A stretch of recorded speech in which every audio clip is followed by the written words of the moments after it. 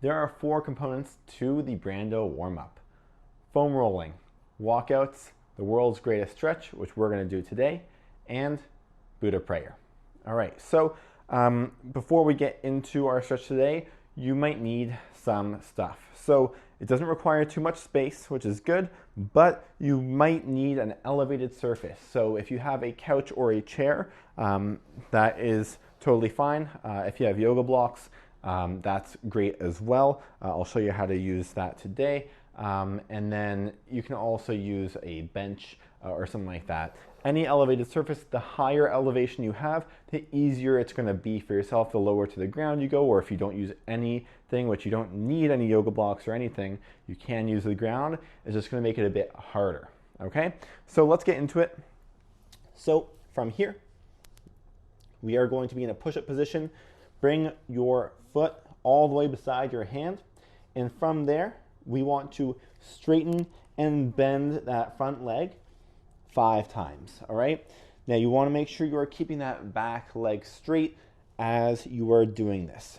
Now, if this is too difficult for you, you might see I'm already going up on my fingertips. What I could do instead is use my elevated surface, right, to help prop me up a little bit, and that's going to make this a lot easier, right? We don't want to kill ourselves during the warm-up. Save that for your workout, but we do want to make sure that we can get this leg fully straight. So go as high as you need. Use whatever you need to use to make sure you are straightening this leg, all right?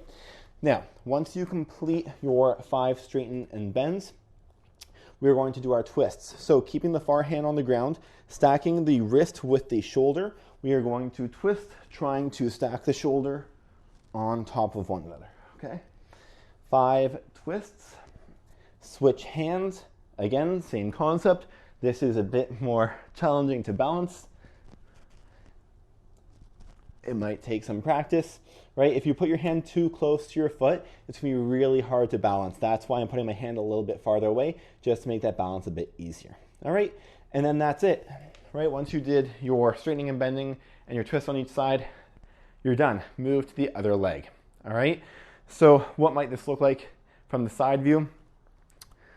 You might ask. Well, let's show you that, right? So if I have my leg up here, right, I do my straighten and bend, right? And then my twists on this side. I'm trying to make a perfect line. If it's not perfect, I apologize. I'm doing my best, right? And then the other side. I would be doing 5 each side, but I just want you guys to get the gist of it, right? So that is it. That is your world's greatest stretch, short and simple.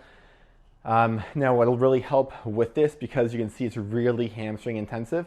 So if you did your walkouts first, that's really going to help you with this one. So I highly recommend before you do this one, do your walkouts. And that's all. Thanks for watching. See you in the next one.